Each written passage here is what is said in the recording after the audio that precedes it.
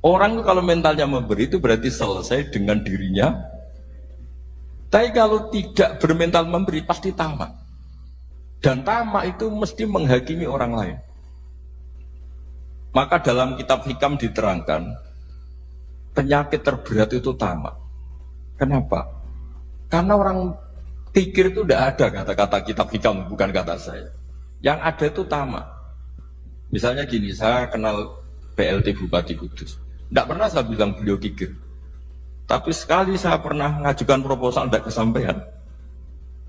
Wah, beliau medit. Jadi saya menvonis medit itu sebetulnya ya karena punya keinginan tidak kesampaian. Coba kalau tidak, gue medit orang serap penting. Misalnya anak-anak muda sama orang-orang cantik di Jakarta, pernah nggak kamu bilang itu sombong? Enggak kan? Jadi setelah kamu bilang, Mbak aku ingin kenalan Mbak sampeyan, terus dia nggak mau, baru kamu bilang sombong karena keinginan kamu enggak. Nah, bayangkan kalau orang bermental tomak, kayak apa bangsa ini? Nah, sahabat itu dididik oleh Nabi, tomak itu selesai karena keinginan mereka memberi. Sehingga Indonesia bisa merdeka begini itu barokahnya didikan ulama, semuanya ingin memberi. Dulu belum ada negara, tentara-tentara kemerdekaan kalau di kampung-kampung itu ya dibiayai donatur-donatur. Termasuk bahasanya buat saya tuh. Jadi semua ini barokahnya didikan Rasulullah SAW yang diteruskan para ulamanya bahwa nomor satu didik masyarakat itu bermental memberi. Dengan bermental memberi apapun kecilnya ini selesai dengan dirinya sendiri. Itu kalau sampean nggak punya mental memberi nanti pulang dari Pemda, sok acara kabupaten berkating ini tok ribet itu. Awas itu, bar ngaji langsung lali berarti sampean. Sudah kalau nggak urun ini sudah luar biasa, nggak urun untuk berkat itu sudah luar biasa. Jadi itu yang makanya Nabi itu Quran dimulai wa mimma rusaqnahum yunfikun. Quran mengajarkan bermental memberi yunfikun. Nabi berkali-kali ngulang al yadul ulya khairum al yadis sufla. Dan memberi itu tidak harus nunggu kaya. Gambarannya Quran tentang orang baik itu gimana? Alladzina yunfikuna fis sarra wa dharra. Bukan fis sarra saja, ketika wa dharra juga. Saya pernah guyon sama orang kaya di Jakarta, dia uangnya miliaran, mungkin malah triliunan. Guyon sama saya, Gus saya ini sudah sekian bangun masjid di mana-mana. Saya ini berarti hebat.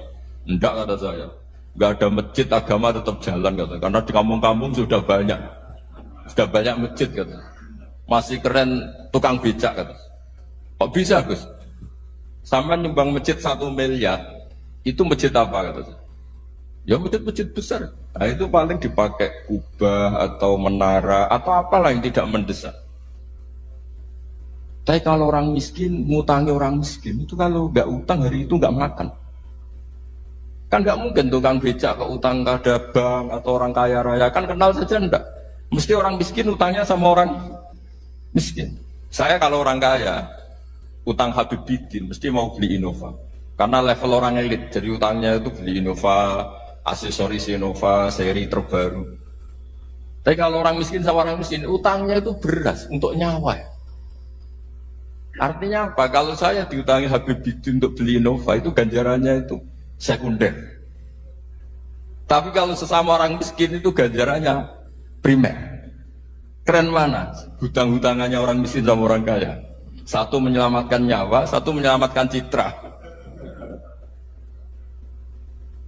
Dia baru sadar, ternyata orang miskin lebih hebat ketimbang saya, lebih hebat, tapi tidak usah ditiru kata saya.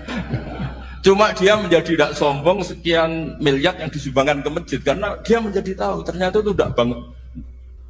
Nah kecuali masjid-masjid yang kamu nyumbang memang masjid perintis di daerah-daerah yang belum ada masjid. Kalau masjid-masjid besar itu kan kadang kebutuhannya sudah selera, bukan pokok. Nggak saya ini cerita ya, jadi supaya orang tahu lah.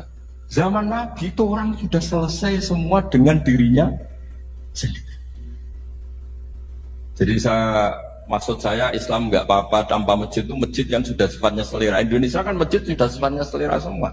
Yang dikatakan masjid pokok kan yang dipakai sholat bisa, dipakai alat sesuci bisa. Tapi kalau sudah selera ya pondasinya harus begini, lampunya harus dari kristal, terus kubahnya itu sudah selera. Nah rata-rata sumbangan yang miliatan itu kan sudah ke selera. Sementara orang miskin utang-utangan sama orang miskin untuk menyelamatkan apa coba? Nyawa. Artinya para orang miskin jangan kecil hati, wasa sudah kok hanya 2 kilo, tapi 2 kilo nyawa. Dan itu pahalanya luar. Nah ini ilmu asal saja. Nah kiai itu berhasil seperti itu sehingga orang-orang miskin dulu tuh ngurmat tentara itu ya nganggo ui, nganggo telo, bahkan ada yang pakai apa itu Pak Hartopo itu pisang itu, arasnya pisang itu, gronggolnya pisang sudah dipakai saja Pak tentara. Tentara di mana-mana bisa makan. Coba kalau yang ramal yang kaya itu tidak cukup. Tapi barokahnya yang miskin juga ikut ngamal itu cukup karena yang miskin itu mayoritas. Jadi didukung kaum miskin pasti menang lah kan kira-kira gitu. Karena di mana-mana orang miskin itu banyak. Menemukan orang kaya itu nyari data. Kalau menemukan orang miskin seketemunya pasti ketemu. Dan orang miskin ini dididik ulama untuk berkontribusi.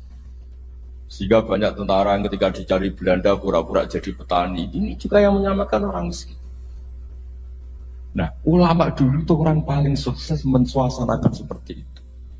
Nah, itu yang diceritakan di perang Tabuk, mimpa di maka tayazihu qulubu fariqin minhum. Jadi perang Tabuk itu perang.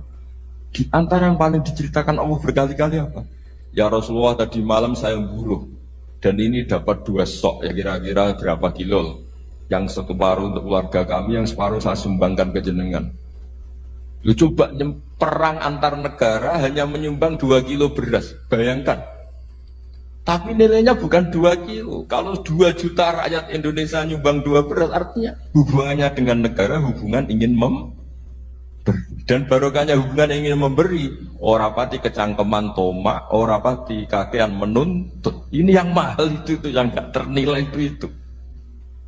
Dan itu menjadi kekuatan yang luar biasa sehingga umat Islam bisa mengalahkan pasukan Romawi.